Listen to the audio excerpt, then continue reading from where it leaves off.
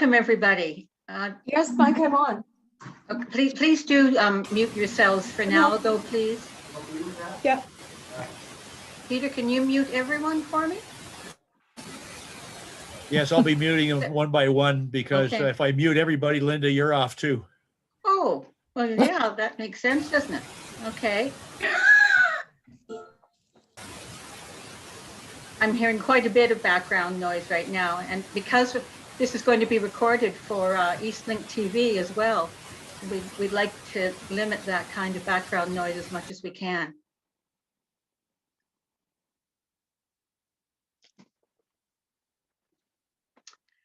It's quiet now. Can everyone hear me? I think I got everybody so far. Okay, can everyone hear me then? Great.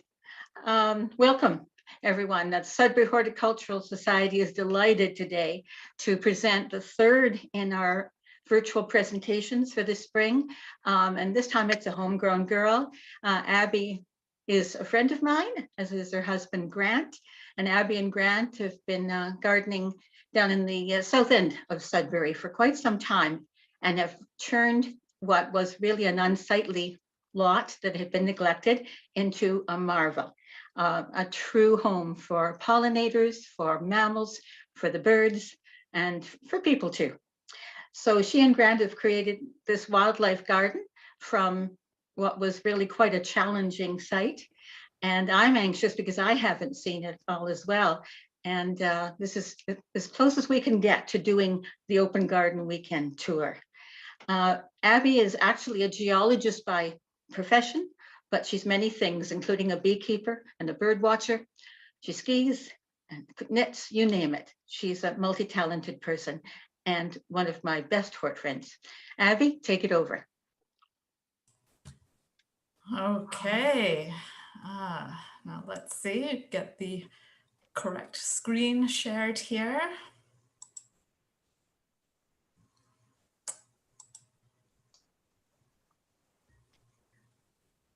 Okay. There we go. Could I get a thumbs up just to see that from someone? Okay, there we go. Thanks, Darlene. So today, as Linda said, I'm going to be introducing you to our garden. This has been a project that has been many, many years in the making. And I'm so glad to have our two immediate neighbors joining us today because they have stuck with us really through thick and thin. There were many, many years where due to field work, nothing happened and they had to tolerate piles of crap lurking around the site, weeds, you name it. So they really, they deserve a huge kudos for sticking with that. So today, as we work through, we're going to be looking at some of our site conditions, what we did to start things off, our early challenges, and how our philosophy has really changed over the years. And with that, we're going to see where we are today. As Linda said, I'm not a professional gardener, so sometimes things worked and sometimes things didn't.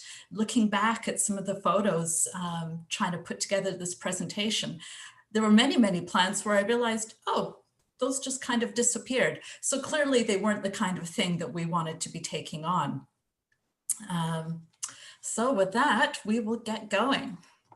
Now, everybody needs a good map, and this is what we're going to be doing instead of a decent map. We're using good old Google.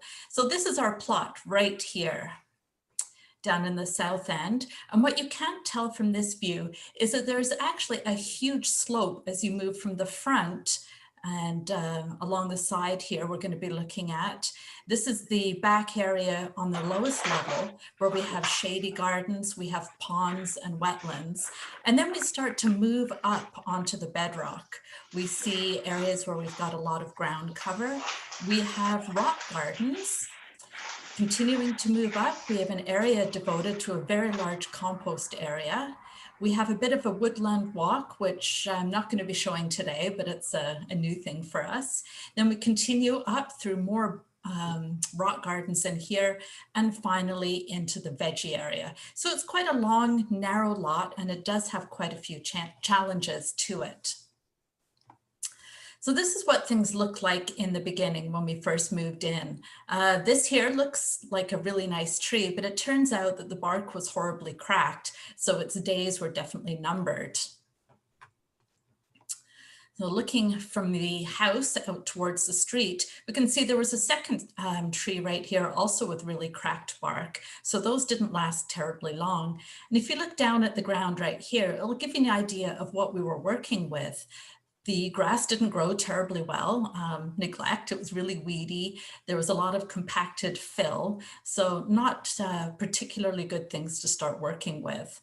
It was also really hot. This gets all the afternoon sun, and it can be quite windy as well. And of course, as soon as we took down the trees, there was absolutely no focal point, not that there'd been much of a focal point to start with. As we moved round to the side of the lot, there was a shed, not a particularly effective or attractive one, but it was there.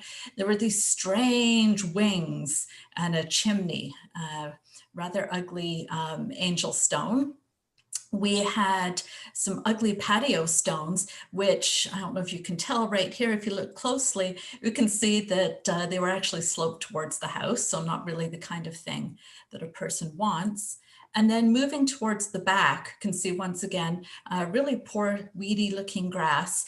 The first people who lived in this home had been quite avid gardeners, but the second people weren't quite so much. So things had gotten really overgrown, and we discovered all kinds of interesting things like buried bits of plastic retaining walls and creosote-soaked timbers. We also found where people had planted things without taking them out of their plastic pots, which was quite something. Also start to get a bit of an appreciation for all the levels going up, and there's 4 more levels of rock beyond this. So in our very early years, some of the things that we started to tackle was dealing with all of this crappy looking grass. What we did is we laid down newspaper and covered it up with mulch in an effort to try and kill things. I will admit that this was the second summer. The first summer, I actually disappeared off into the field 4 days after moving in, and nothing really happened. So eventually our neighbor came over and cut it. So this is year 2. Grant spent a heck of a lot of blood, sweat, and tears building a massive retaining wall to bring the level up, and created more of a steep slope right here. Helps to control the drainage and gave us a bit of a level playing field to work with. We also used a Swede hoe to excavate out planting pockets. You can see them in progress right here because this was incredibly compacted. And we lined them with more newspaper and put in some soil. So we were able to plant all kinds of things, grasses and a lot of shrubs, junipers, as well as a few bulbs and some daylilies. Now, this early decision had interesting knock-on effects. Part of me wishes that we had just brought in a front-end loader and scraped everything back and had many, many, many yards and truckloads of soil brought in. But at the same time, this has helped to control some things, and we're going to see some of that later on. So this is what it looked like in the first couple of years. We had some nice ornamental grasses providing seeds. We have all our different junipers, daylilies, and we had bulbs along here with some annuals filling in just between. Now, most of these bulbs have disappeared over the years, so clearly not the right plant for that particular spot. In the back, we had huge drainage problems or drainage issues to consider. This is where the bedrock is all the way up here. So obviously there's going to be a heck of a lot of water that's going to be chundering down into this portion of the site. And the last thing we wanted to do was direct even more water towards the house. There's also a lot of water comes in from our neighbors in this direction right here and trucks on through towards the front. So the solution it came up with fairly early was to really start to work with things. And what we did is we dug down incredibly deep. It was almost 2 feet in places to install a patio. We put in a nice weeping tile along here, and it continued along in a trench that was incredibly deep by the time it finally made it out towards the ditch. We covered this with 3/4 inch clear stone, and then 5/8, and then finally crusher dust, and that's what's going on right here. We had the faceplate tamper, and then finally time to lay the actual stones. Now, we tend not to do things by halves. It's kind of a family trait, I would say. And we have a curved patio, because why wouldn't you? So this is what it looked like when we'd finished creating our beautiful patio in along here. There was gravel that was sticking out here as well to hopefully catch some of that rainwater that would be coming down off the rock. And this is the area where the weeping tile pipe actually continues through. This thing has been incredibly beneficial and useful, but it did have knock-on effects later on, as things tend to. Another part of controlling the water that came in was to put a pond right in here. We didn't actually finish the pond until quite recently. So this was something that our neighbors definitely had to bear for many, many years. Now, we were able to make use of some of that rainwater that comes down and off the rock and plant some nice moisture loving hostas. It's quite shady back here. So we also had some heuchera and some ferns as well, and astilbe, so real shade lovers. If I get the names of plants wrong, I'm sure Linda can fix me up in the chat. So hopefully you'll be saving me from that.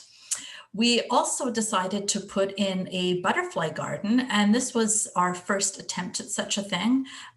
Google, YouTube, and the internet weren't quite so big back then, and we didn't do a particularly successful job. We did excavate things out, we put soil in, so not a problem there.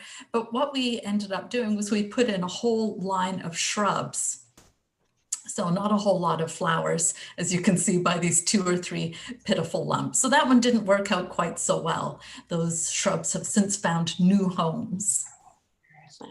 This is the top or the back of our building site. And what we have here was our relatively flat ground. There are areas where rock was poking out. There was a lot of scrub, birch, a lot of garbage, and we ended up scrubbing all of that out. As you can see here, there we go, excavating and generally clearing. And Grant made use of our neighbor's pry bar, and he did some fairly extensive quarrying. And we ended up using all of those rocks and boulders to create walls down the bottom later on. This is what it looked like in the first couple of years. So we made some retaining beds. It's relatively flat, not completely. We tried to make use of landscape fabric to stop stuff growing up through the beds, sometimes successful, sometimes not. And we ended up with an early attempt at a cold frame. Better if cold frames are glass on all sides. Just a thought with that one. So, time for change. We were pretty happy with the way things looked. It was able to stand some good old drought. It was able to withstand the neglect on years where I wasn't home terribly much and Grant had to deal with everything himself. But our mindset was really changing, and I think that goes for a lot of people. One of the triggers is that after many years, we became beekeepers. And as anybody knows, one of the big challenges for a beekeeper is making sure that your bees are well fed. So for that, you need pollen and you need nectar. Now, this is what our garden had looked like at the time, and things have matured and filled in beautifully, but there isn't a whole lot here that gives you either pollen or nectar. This was about it, our wonderful Russian sage. This was our one showstopper in those early years. We did have some nice irises and daylilies, but that was about it. So this is cottage. No, this is houses. Oh, I think somebody needs to mute themselves. There we go. We also became birders, and over the years, we started to learn a little bit more about the need for finding habitat, and also that you're going to be finding birds where there's food. Fairly logical, but this was something that was starting to churn away in our minds. Our early pond was never lined. It had held water for good portions of the year just because there was so much clay. But as the trees continued to mature, the roots were also finding that water and things really opened up and it was no longer holding things. We had ducks that would come every spring and the poor things were stuck in the bottom of this hole and shoved a liner in one year just at the very base to try and hold back some water for them, but it was pretty nasty. And then we had a microburst, and that took out many of the conifers on our site. Just they weren't planted in good spots. Oddly enough, a 30-foot conifer needs more than about 6 inches of soil. Go figure. So we took this all as an opportunity to change our gardening philosophy, and we decided that we really wanted to become wildlife gardeners. And some of the things that we need to consider are the things I'm going to be sharing with you in the next section of the presentation. The first thing we're going to look at is how we addressed water. We'll look at what we did to try and accommodate shelter and, of course, food. Part of what we try and do is to be as chemical free as possible. And we try and do smart gardening. And by that, I mean gardening that can accommodate fluctuating schedules and different types of weather. So the first thing we can look at are the water sources. At its most basic, you can deal with just a bird bath right here, but you'll also want to have some water sources that are down low. As you can see, one of our little froggy friends is making use of the lower bird bath. We've also seen all sorts of insects crawling in and having drinks. So part of that is having rocks or twigs, ways for creatures to be able to get in and out. It's possible we might have overdone the rocks here, but they were all looking so pretty in the water, it just kind of, it happened. I am a geologist, so that kind of thing does occur. Then one year we had some great tours with the Horticultural Society Open Garden Weekend, and we got inspired to put in a little pond. Now, over the years, a lot of people who've attended our plant sales have seen just how many pots of irises that I have produced for the plant sale. And this is the reason why we end up with some of them, because things grow and then we just need to dig them out. This one here was sacrificed to our new pond. It was just a small horse trough. Grant dug it out while I was separating irises. We put some grit for just a little bit of drainage around it. We have a small circulating pump, not even a proper filter. And we filled it with some flag iris. We had water lily, some of these curlicue zebra things, can't quite remember their names. And we also have some sedums and sedges in it. And we've had that for a number of years now, and it's been quite effective. Here's a look at that as it's a bit more mature. We do have mulch and plants that grow in around this to hide the ugly edging. It just happens to be exposed in that shot. And you can see that we even have our daylilies flowering, which is kind of nice, and lots of frogs, which is wonderful. So this was something that was clearly a success, and it's something that you can achieve even if you don't have a whole lot of space in your garden. But eventually, a couple of years ago, we decided to go big because a person should always strive for greatness. And for us, that meant starting on our back garden pond. We had areas that were too deep and the rest of it just needed to be excavated out. So there was a lot of material they had to come out and it had to be taken up the hill to be disposed of at the back. One of the first things we did was we made a decent set of steps. In the past, we used to just shimmy up the bank, but with the amount of material going up the back, that had to change. Still a lot of compacted stuff. So Grant had to jackhammer out huge portions of it. And I would just carry it on up the hill. So this is what it looked like when we were ready to start lining. We have a series of benches. The idea behind that was that we would be able to put rocks and line it all the way up. And it would also give us places to put pots of different wetland plants. So right in there. I also would like to draw your attention to the fact that we have an outflow right here. This is where our biological filtration system happens.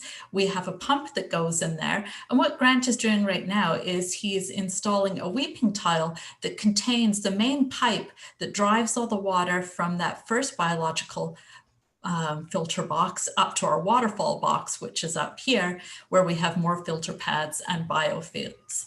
And that's what this looks like in here. So the bio balls will go in it, and there's coarse and fine filtration.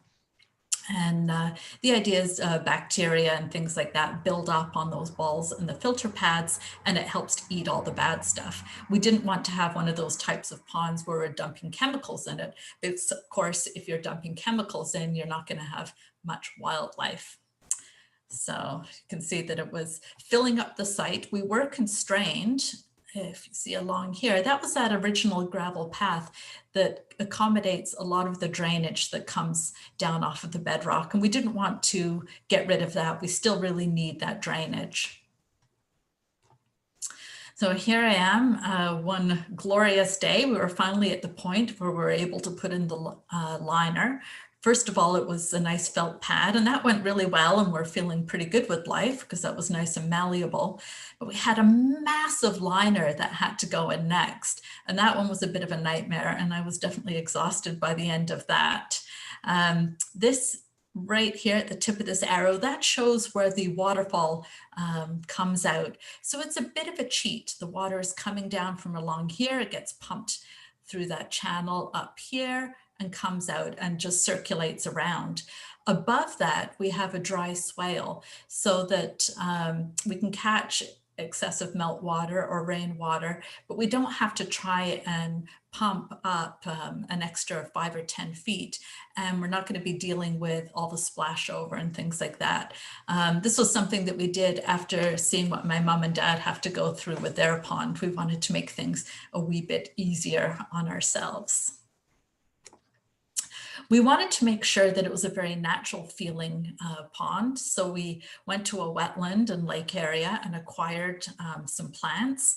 Here's my dad. He was being volunteered into creating some pots to put all our wetland plants in. And here they are ready to go into the pond. And I thought this was going to be a really good idea. It turned out that it was one of those things that was slightly less than successful. You can see the pond, the pot sitting here. Nothing wrong with that. But the thing is, we have ducks that visit, and what they do is they use all those potted plants as stepping stones as they haul in and out of the pond. So we kept having to haul them off the bottom. So clearly I had to come up with a new plan. One of the ways that we decided to try and accommodate this was creating actual wetlands at either end of the pond, make it look even more lakey. So we excavated out Lady's Mantle, and I gotta say, this has got to be one of the biggest star performer plants. These poor things have been growing in compacted fill. They were then dumped in our poor neighbor's old veggie garden area and sat on tarps in that for a couple of months until I got back around to dealing with them. So am I the kind of neighbor you want? So here we go. This is another thing we had to deal with the wetland. This was where the water goes from the pump box to the waterfall box. So we couldn't dig this up. So what we did instead is we made two separate little areas. And this was actually kind of beneficial because we could have some that were quite wet and some where that are just a bit damp.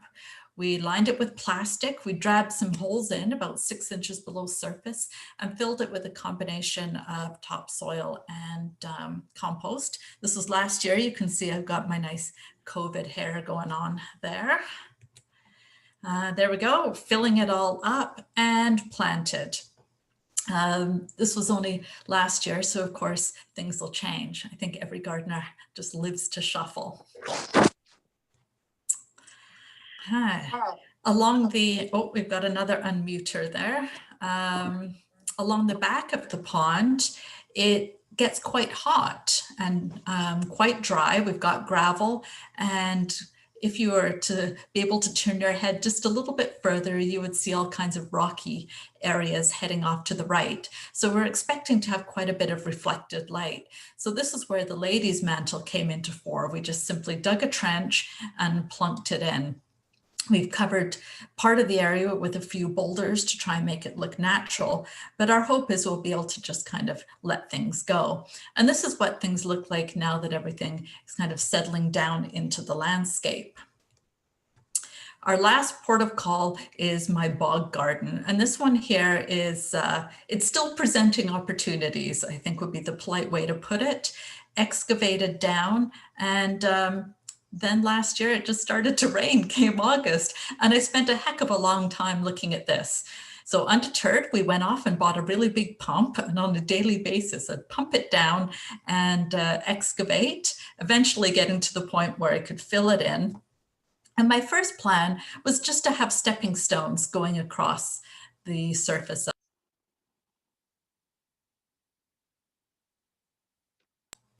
There we go.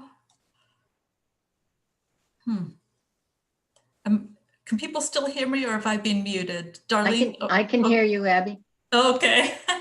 All of a sudden I had mutings flashing across my screen. So if you're a very light person, you can get away with big stepping stones on a floating bog, but most people aren't. And this proved to be one of my poorer decisions. So the very large stepping stones came out, and now we are looking at maybe putting in a bit of a boardwalk. So we'll see how this starts to evolve over time. Okay, now what about shelter? Shelter can be quite simple. It could be a rocky wall, or it could be a hedge. We've got areas where we have a brush pile. This is actually off the back because we just end up into the bush area, so nobody's going to be complaining. We have areas of fallen logs. It could be long grass or other untidy areas. Some creatures need to burrow down, like sand bees and things like that. So you need some areas where there's a little bit of bare dirt. Different types of wildlife also need building materials. So that might be mud for building nests, twigs, and grasses. Okay, quick word about all the bee hotels. Well, it turns out smaller is better. The location is everything. Sometimes you need a bit of sun, but you can't get too hot. It needs to be a location that's dry, and it turns out they need to be cleaned out. So either clean it out with a brush or simply replace the tubes. And the way I think of it is just remember what you look for in a hotel. And there's a list down here of some of the things that prove to be more effective and less. Now, I pinched this from the internet. It isn't all from experience. Okay. Another word about shelter. This was last year. I was a bit over enthusiastic about clearing everything up. And of course, there were all kinds of poor pollinators that would have been living in those grasses and leaves. A much better approach is just to leave things for a little while and let all your pollinators hatch out. It has occurred to me that perhaps one approach, if you had grasses that really do need to be clipped early in the season, would be simply to clip them and maybe just leave them in a pile. I don't know, something to explore. I read somewhere that if you wait until the temperature is consistently above 10 degrees, you should be okay. So now getting on to the main event, the food source of the operation. So one of the big things that we need to accommodate are what I call the extended opening hours. We need to be able to accommodate your pollinators and all other beneficial insects throughout the season. And we're going to see how the color is going to change, and the plants are going to change from early through to mid and then later in the season. If we were to start off looking at the view I would see when I open the front door early in the spring, what you'd really notice is that there's a wealth of muscari, most of which have come from my mom's garden. They seem to fade away in our garden, but they do incredibly well down south. So every year she sends me back north with bagfuls. We also end up with a lot of irises that are really good bee food early in the spring, as well as our hascap berries. They flower and actually start to fruit out before many other things have even grown. As the season progresses, we start to see some wonderful bee balms like these ones right here. These are the kinds that self-seed, but they don't necessarily have huge runners. We also have a lot of salvia, lupins, the false indigo, and we can see some more of those irises. And here we go. This is what our irises look like. We have all different colors that we've gained over the years. And we also have some quite vigorous self-seeding columbines. They just pop up, and either dig them up and give them to people, or they just kind of fade away. And this is what that wonderful blue bee balm looks like. As the season progresses, the colors change once again. These bee balms are almost ready to be clipped down. But the real showstopper, it turns out to be these daylilies. We have some purple and some wilder red bee balm taking over, as well as the butterfly weed. In here, we have milkweed, and that starts to grow up. And our original grass bed, we have retained some of that. So it starts to grow up and provide some screening. If we were to take a step further in and actually hop across the daylily wall, you would start to see all kinds of interesting things. We'd start to see a lot of bees and butterflies. Here's some bees on the salvia. There we go. This is what our butterfly weed looks like. We have both the yellow and the orange, and it's incredibly productive. We've got the monarch caterpillars right here, and this is a male monarch. I've actually learned over the years how to tell the sex of butterflies. So all the things you can do when you're appearing at your garden. Other things that do really well, of course, the bee balm, the red bee balm, the really wild, scraggly looking one, is a favorite with the hummingbirds. And each morning last summer, I'd open the door and I'd be greeted to them having their first feed. One of the smaller purple ones was a lace or hummingbird moth favorite. It was incredibly just wonderful seeing all these different creatures coming along and checking out that bee balm, and of course the bees themselves. Moving around, we start to see how other things are popping up. We have a yarrow patch, coneflower, and black-eye Susans. And this thing right here, it might be a New England aster. For years, I thought it was a thistle. We aren't sure, so I tend to just call it the garden bully. And this is what the flower looks like. So maybe Linda knows what that one is and she can put it in the chat. It does grow about 5 foot tall, and that's why I call it the bully. This is what some of our coneflowers look like. We have had the most success with the plain old pink and white varieties. Some of the newer varieties, we found they don't seem to be as hardy, and they've just kind of disappeared over the years. Particularly drought tolerant plant is the yarrow, and this is a clump of it right here. And what we've done, even though it likes to have a lot of sunlight, is we've tucked some in up underneath the eaves. This is where the eave line is right here, and I've actually got some tucked underneath for the simple reason that there was a spot to fill, and I figured, well, it doesn't rain underneath the roof, and that's going to be one of the few things that will actually tolerate that kind of abuse. Moving around, we can get a better eye of a particular favorite and a star performer, and that is the sea holly, also the black-eye Susans. Along the front of the garden, we have thyme, sedum, and we usually tuck in a few annuals just to try and brighten things up a little bit. So if I need gardening advice, I know who to go to. Oh, there we go. I've got a bit of a lag with my forwarding here. This is the sea holly. You can see just how many bees are enjoying it right now. The black-eye Susans, they do seem to tolerate the dry conditions that we give them, although I have been doing a little bit of reading and realize that they do appreciate a bit of moisture. So always learning, but apparently they will tolerate. We also have a patch of borage and phacelia, and that is beautifully self-seeding. It's been going for years. Moving around to the corner, some other things start to take over. Some wonderful orange cosmos that I got the seed from a friend's garden many years ago, and it just keeps on going. I harvest the seed each year and replant. And then we have some white prickly poppy, which is incredibly prickly, and that is self-seeding readily.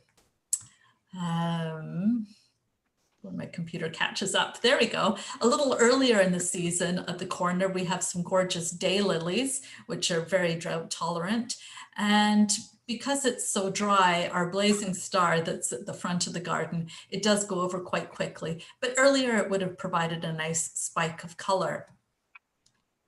If you look down towards the ditch, we'll see that we have a lot of sedum and thyme, and these are incredibly tolerant. They withstand the road salt, the grit. Sometimes they're completely inundated and flooded out, but they just keep on blooming, smell wonderful, and attract all kinds of bees and butterflies. We have different varieties of thymes that are planted and different varieties of sedums. So there always seems to be something in bloom for a good month or a month and a half.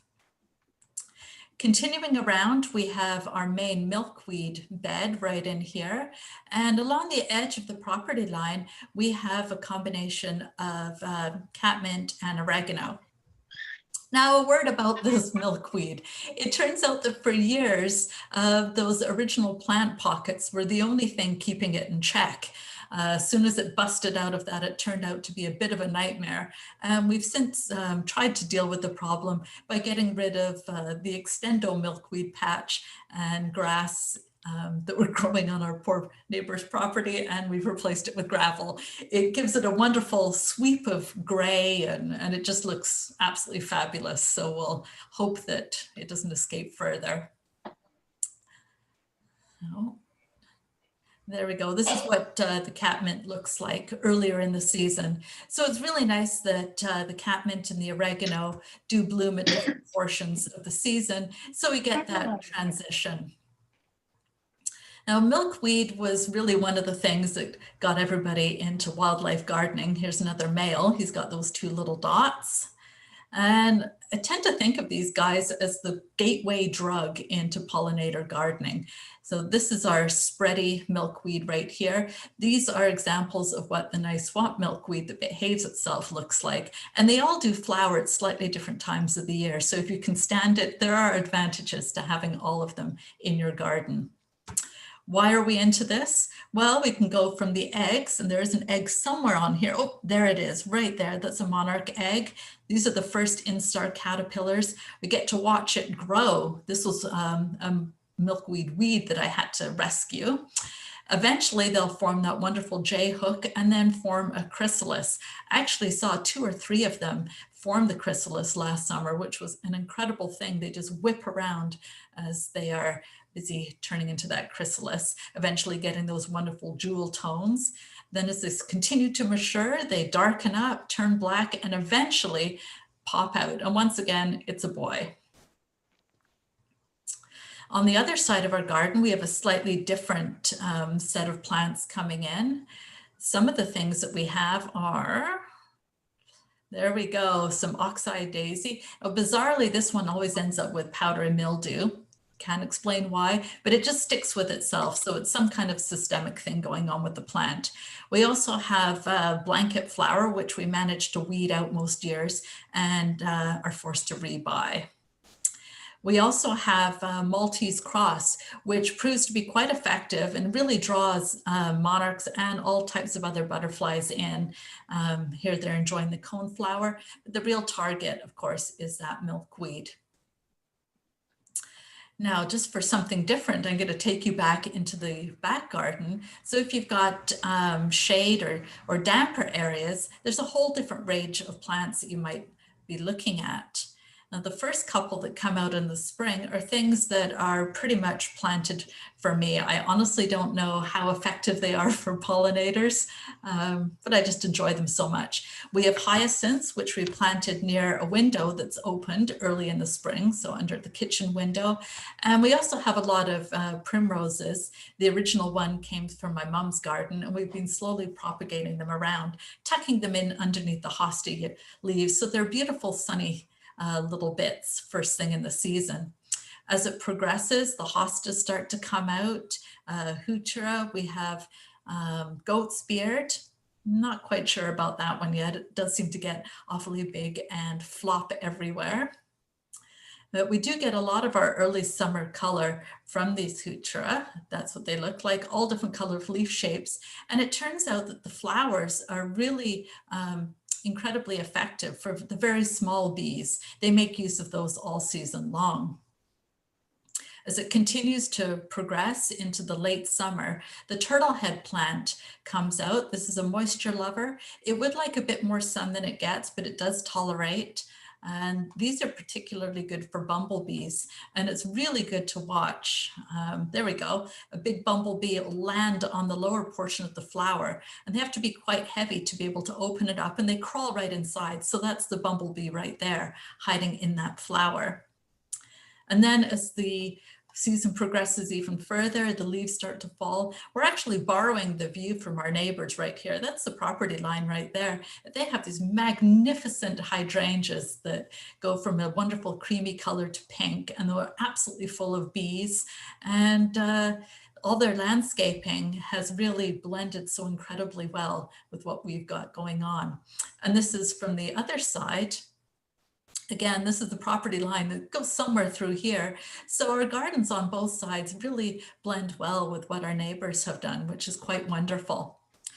Now, as we go up the steps here, we're going to be heading into some of those upper areas. And as we go up, we're going to pause and look at some of the banks that we've got going on. We've gone with a bit of a ground cover approach because we don't do lawns.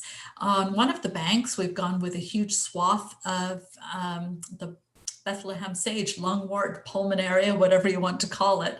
And that's one of our big sources of food for bees early in the spring. And it's got that beautiful pink and purple and blue flowers.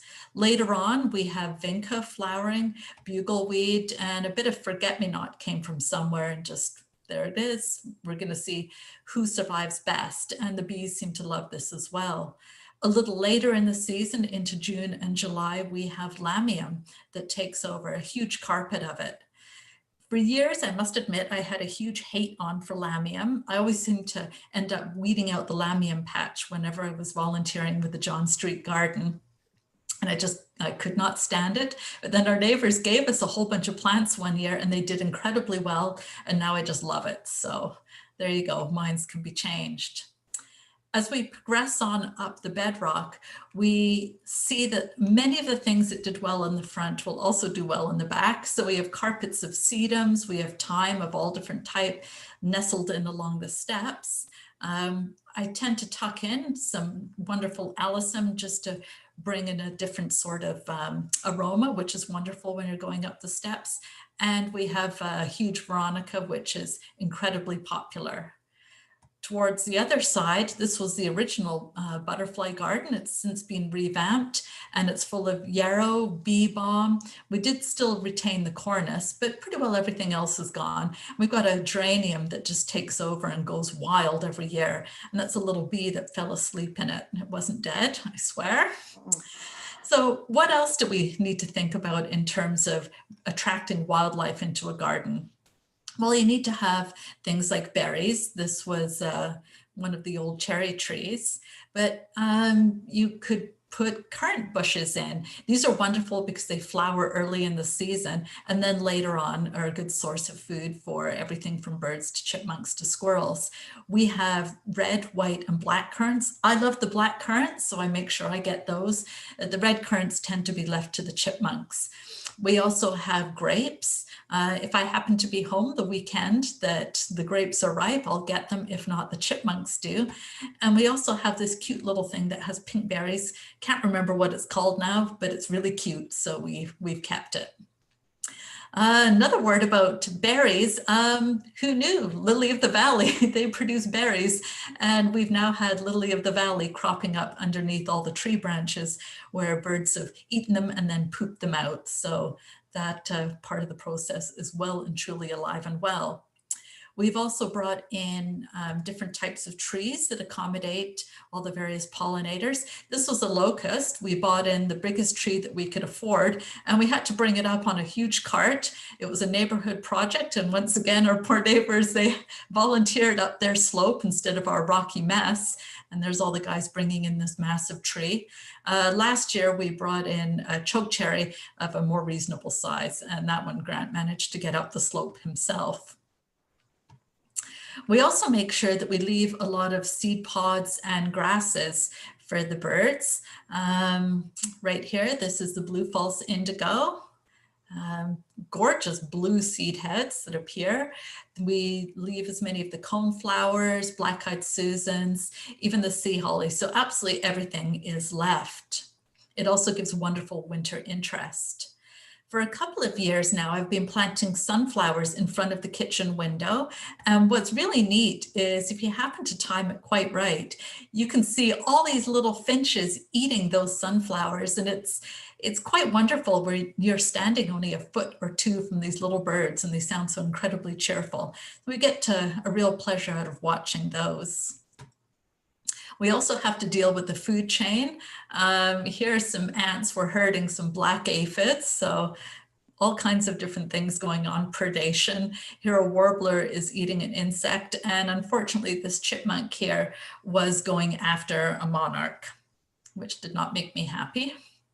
But there you go. In preparation for winter, because this is the year to obsess, I increased our fake forest. What we did is we got all kinds of people's pruned twigs, branches, and limbs and shoved them in the garden right here, standing up. Also made a lot of fake shrubs, and we installed Christmas trees. And this is what it looks like in the winter time. There we go.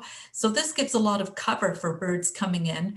We also have a wide variety of different feeders, and there we can see them, seeds, as well as fat balls, and we have a heated bird bath. So that helps to bring all the different wildlife in, even throughout those winter months. So a big thing we did a few years ago was rebuild our shed. Now that doesn't sound like it's something that's going to be incredibly dramatic, but it was a real departure and something that I hope people will think about doing in the future.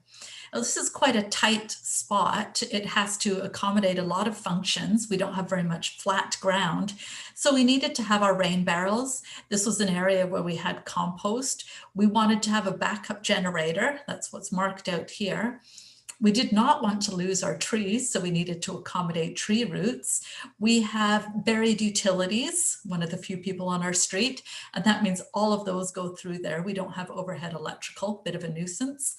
This is a spot where I barbecue, and we also have to deal with a massive drainage problem. So we came up with an idea of having a combined garden shed and honey hut. So this is a top-down view. Because we are beekeepers, we need to be able to do our extraction. And this was where we're going to be storing all of our tools. We had some great builders, and they came up with a design where we have extra studs and extra joists. We used 3/4 inch shiplap to coat the thing rather than just plywood, hopefully keeping the bears out, and good strong steel doors. This roof is actually gently sloping with the idea that any excess water can drain off. There's a membrane and a dimple board up there. And this is what it looks like. It matches our house. And this is our big planter box that's sitting on the top. There are drain holes in it. And we used hemlock because it's even more resistant than cedar in terms of rot.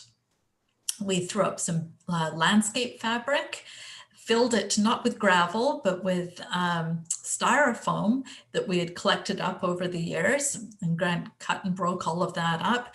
And this was to provide drainage, but without weight. And then we put another layer of landscape fabric on the top, and Grant carried out buckets and buckets of soil. From there, we came up with a nice, beautiful design, and the idea was to fill it with thyme and sedum. We did put in a couple of yarrow just because they're drought tolerant.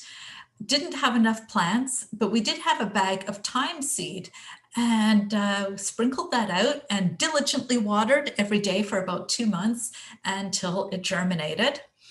It turned out that it's not hardy though, so very few of it made it through that first winter, but the yarrow is doing spectacularly well. This is what the shed looked like on year 2. So last year I only watered it once and only weeded it once. So it seems to be that it's going to be something that's going to just keep chugging along. So we're very pleased. And this is what it looks like in that side entrance area now. It turns out that the yarrow was beneficial because it's tall and you can actually see it. It looks like we've got a bit of a roof there. So what are the things that we have learned over the years? This is where I get to give you tips and tricks, and they're not necessarily in any particular order. One of the things we've discovered is that your foundation is absolutely everything. If you don't have good soil, well, nothing is going to grow. You could go with the idea of bringing in individual plastic bags, but the world has got way too much plastic. So another approach to take might be bringing in these single yard bags. But if you're going to be doing a lot of gardening, as we tend to, a far cheaper approach is just to have it truckloaded in. So maybe you can get together with some of your neighbors and go in for a 10-yard supply of soil. 10 yards costs about the same as 3 yards, so it's definitely cost effective. Compost is absolutely everything. Grant is the best composter I know, and we do it with pride. This is a 3-bay compost unit that sits at the front of our driveway, right there, so in plain view. 3 bays. What he does is he takes down that front area right there and can shovel from one unit to the next to the next. So it keeps everything going over. Up the hill, we've got a really big compost area where there's a lot of leaves and grass clippings. We go around each fall and pinch the bags of leaves from the ends of driveways throughout the neighborhood. And we do diligently dry and save those bags and try and hand them out to people again. So those are very handy. Poop rules. This is some manure. As Linda mentioned, I am a field geologist. One year when I was drilling, I realized that one of my drill sites was right next to a manure pile. So I filled up some sample buckets, and this was my parents' anniversary present. My niece had helped to decorate that up for them. And boy, did it ever kickstart their compost heap. We mulch. We mulch like our sanity depends on it, and it really does when you have this many gardens and you're not necessarily going to be having a lot of time to work on them. Sometimes we bring in a truckload if we need to refresh everything. Sometimes we just bring in bags. And I'd really like to encourage people to consider using some undyed, so very natural mulch, because it does break down and become part of the soil. Originally, we didn't quite twig to this, but we are thinking about that sort of thing now. Oops. So everyone loves ground cover, at least everyone who doesn't like to cut grass does. One of the things that we did when we were coming up with our ground cover plan was we put in these temporary retaining boards right here, just held in with some very long nails and screws. So just pound it in. This is pine. And the idea is this is going to rot down over time. And by then, all the ground cover plants will hopefully be holding everything back. Now, again, we didn't want to introduce anything toxic. So what have I done here? This is what the untreated pine board would have looked like when we first got it. Instead of using a chemical stain, I just simply went up to the compost heap and rubbed a bunch of muck on it, and it did stain it up beautifully. And it's been like that for a couple of years now. We also try and plant smart. Sometimes things just don't work out. So up here where it's all dry, we have got sedums, very low growing ones. We've put in a lot of time, and hopefully this will cover in.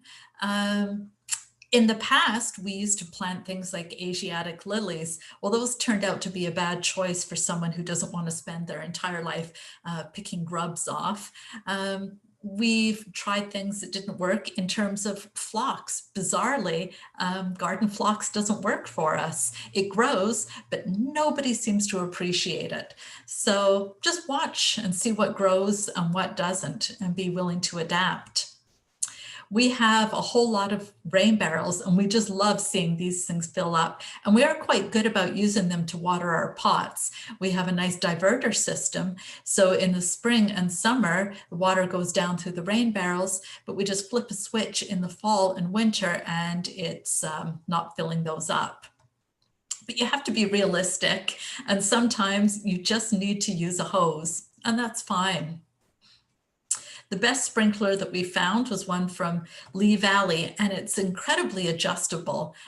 You can turn off each one of these to have a very wide spray or a very narrow spray, and it's incredibly easy to set in terms of which direction it's pivoting. So that has been one of our best purchases yet. Up in the veggie plot, we use a combination of different soaker hoses. And the idea with this is you simply turn on the hose and just let it do its thing. We also have some pots without bottoms in it.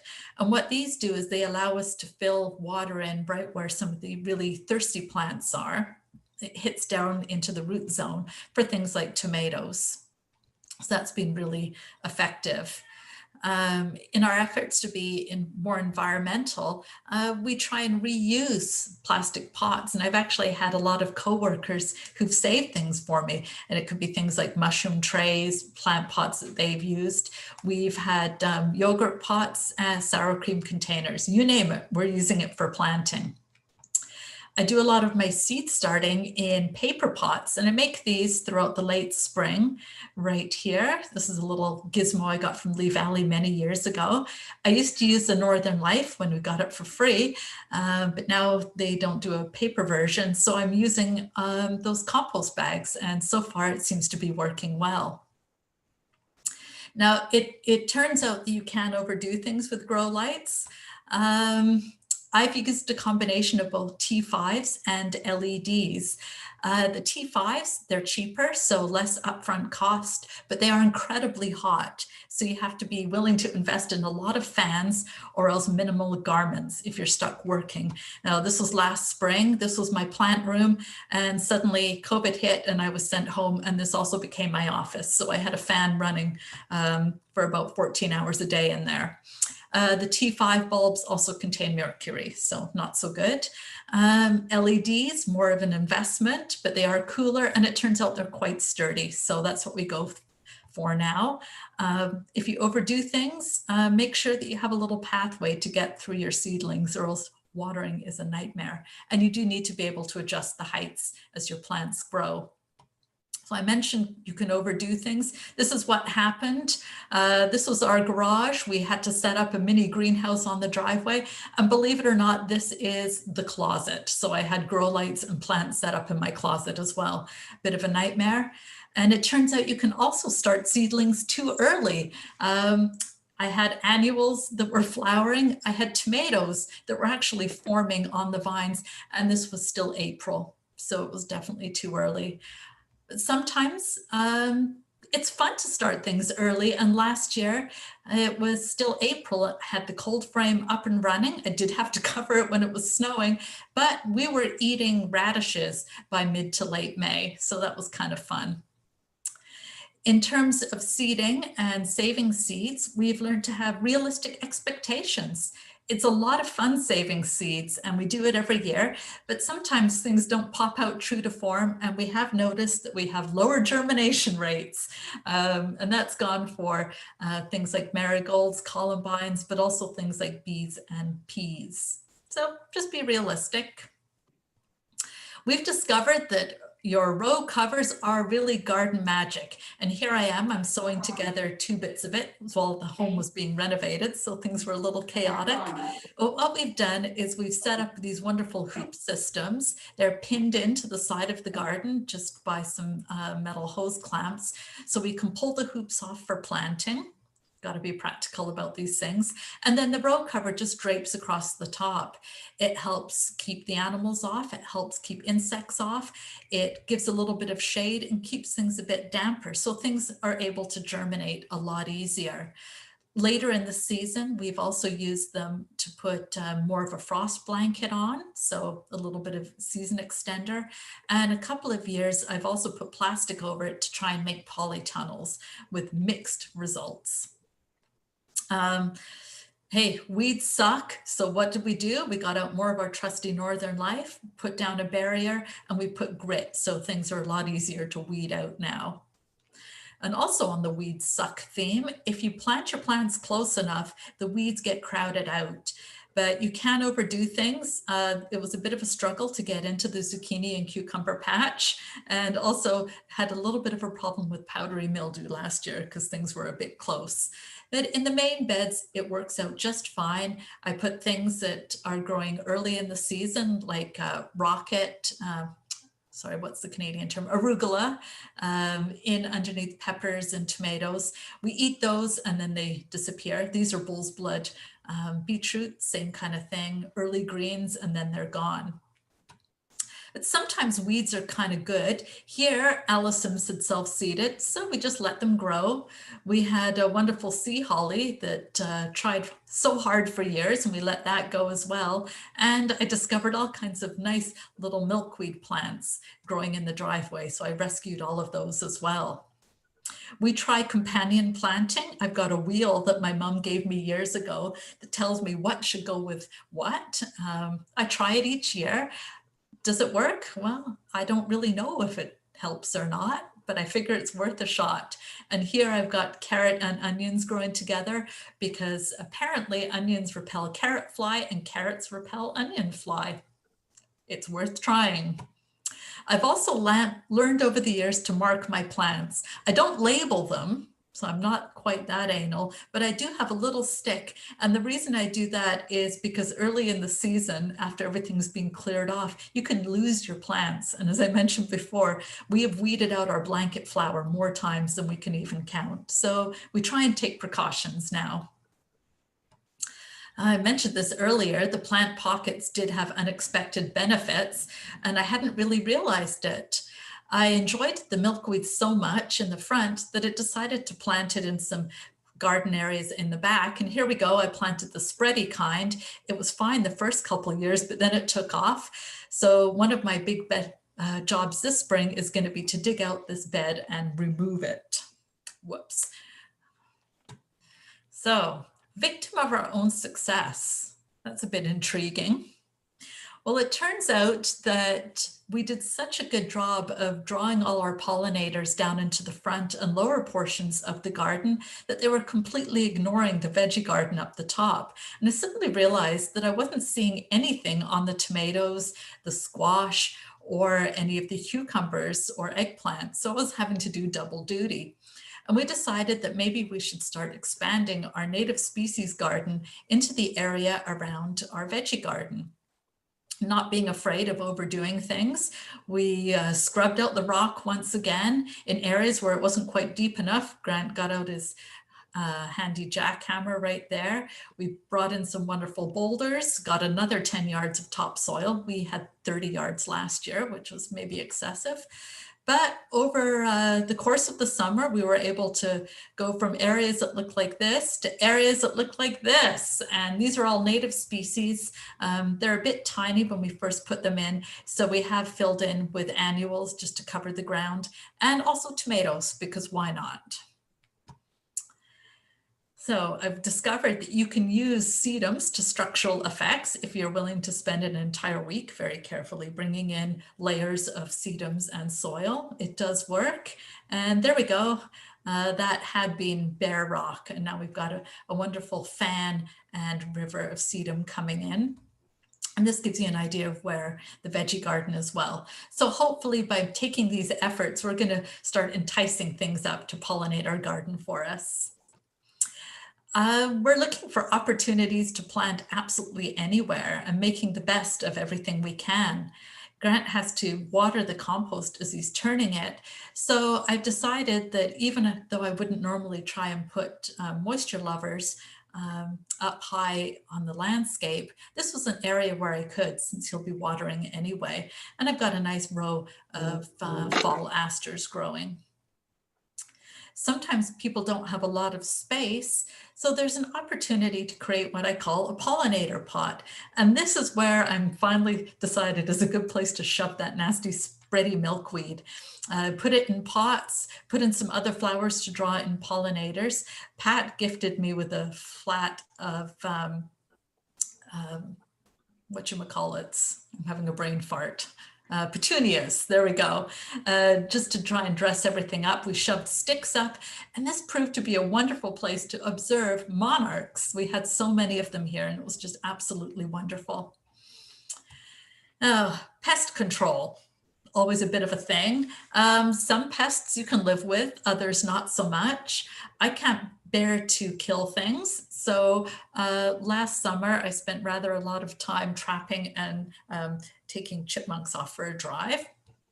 We've also, unfortunately, had to do the odd live trap of a raccoon.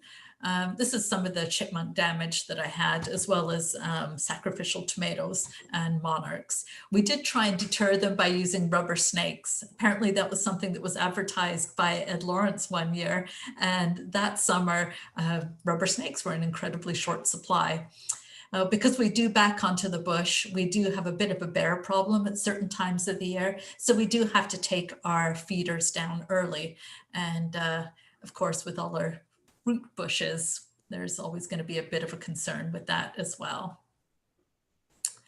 But one thing that we don't do is try and spray anything. And the reason for that is that if we stop and look, you can see there's all kinds of really neat caterpillars and other insects around. No idea what these are, just funny little spiky things that were there one day, gone the next.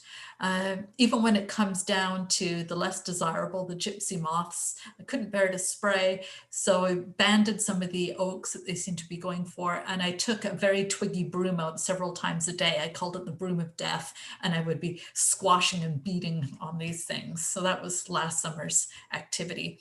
And here we go, hummingbird moths procreating.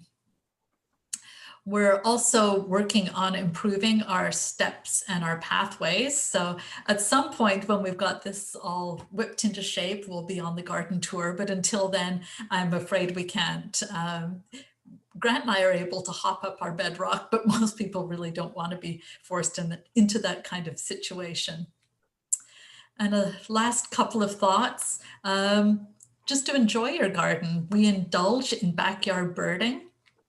And we sit down and we enjoy the view. So there's Grant, worked him a bit hard. Here I am enjoying watching all those wonderful butterflies and bees. And who knows what our gang are watching, but they're clearly enjoying the garden as well. And there we go. This is what I'm up against right now, trying to rein in the tendency of overplanting. So that is all I have for you today. Abby, I'm still trying to catch my breath here. It's a good thing we all had our mute on, because you would have been interrupted by all the oohs and ahs. I know. A marvelous presentation. I can't believe how well you documented this great experience. And of course, I love listening to you. And I know there are some questions. Abby, can you see the I am just opening up the chat. Okay, do you have time to answer a few of those questions? Oh, for sure. I think I might be able to help with a couple of them. So I hope you don't mind if I chime in. Oh, please do, especially where I got all the plant names wrong. Okay. What's a cold frame used for? That's an excellent question. We put it on our garden bed, and it warms up the soil, so you can plant a lot earlier. It also extends the season in the fall by a week or two. I'm English, and cold frames are a big thing in the UK. People will have stuff sitting in pots in cold frames. If you were in a slightly warmer climate, we might even be able to grow things throughout the winter, but we can't. Where does one get a flag iris and other wild pond plants? I dig them up from ditches. I've acquired them from friends who have irises and things like that in ponds. My mom and dad have given me quite a few over the years. I don't know, Linda, do some of the garden centers stock them? I'm sorry, they stock, I was busy. Flag irises and other pond Yeah. plants. Oh, yes, actually, a couple of our local nurseries stock quite a few. Azilda Greenhouses does stock a lot of pond plants. We've got floating plants from them Yes, as well, and ended up getting a few things yeah, last they year. also have some marginal plants too. Yeah. Okay. Okay, Do we can you still see them? sell plants in the spring? I give away plants. I usually donate them to the plant sale for the Horticultural Society, but I don't think there's a sale this year. Is there? Wayne can address that question. Wayne, are you there to tell them about the plant sale this spring, the change? Yes, we're partnering with the farmers market this year, and sometime early in June, we're hoping to have a sale there. Ah, wonderful. Good.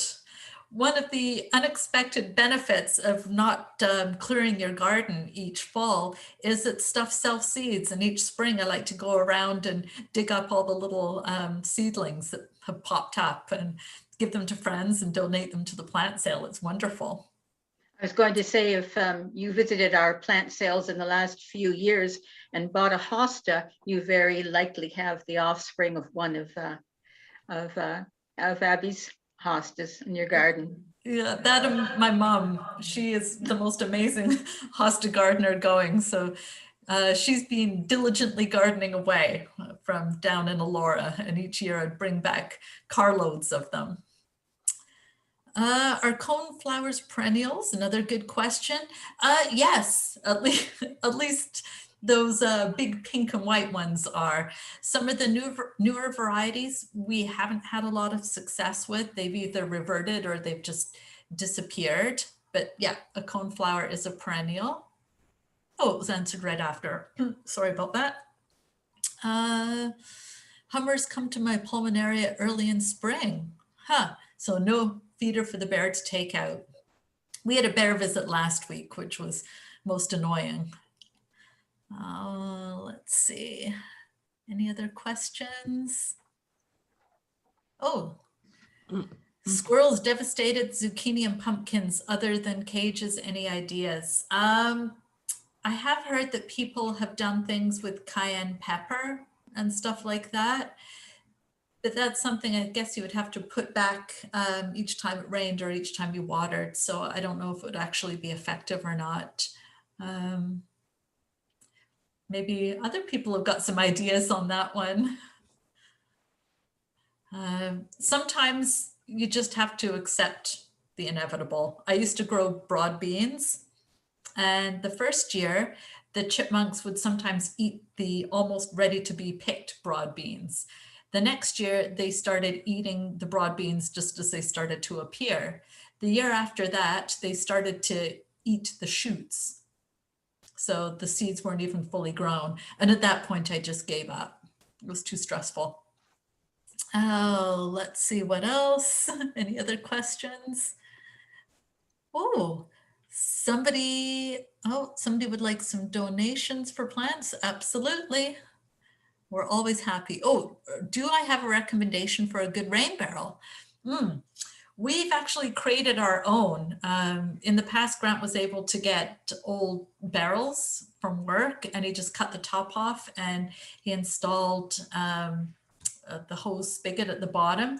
Ours are open top in that there's no plastic layer on it, but we do have cedar slats and fly screening to keep creatures and mosquitoes out of them. They flow from one to the next, so they're in sequence. There's all kinds of good ones on the market, but we just haven't bought one. We've been lucky. I see a question for me, Abby, if I may, just while I noticed it from near the beginning, asking about a recording. And Abby was gracious enough to give Peter permission, and he did record the session. And actually, not only will we make it available to you, you're all on an email list. So we'll get back to you. Wayne will probably be sending that out. And also, Eastlink has contacted us and asked us to provide that recording for their television channel. So that was pretty cool. Yeah. Did you Ah. scroll to the top, Abby, to see the questions that were asked early on at all? Oh, I do have one. Somebody asked me whether or not my backyard is wildlife friendly certified. Yeah, it is. I mentioned a couple of times that, you know, COVID year, things are a bit obsessive, and I discovered certification last May. And I think we have 3, if not 4 different certifications now, because you can. So we have a bunch of different signs that are still waiting to go up for that. So kind of exciting. Some of the earlier questions. I know, Abby, you had been concerned that you might misname or misidentify a plant. And so I did watch and listen carefully. There was just one plant that I thought you might like clarification on. And that was something that you referred to as a blue bee balm. And I would like to see the images again, but I believe that was actually Centaurea montana. It's sometimes called perennial cornflower or mountain bluet. I'm pretty sure, but did anyone else? I wonder if anybody else noticed.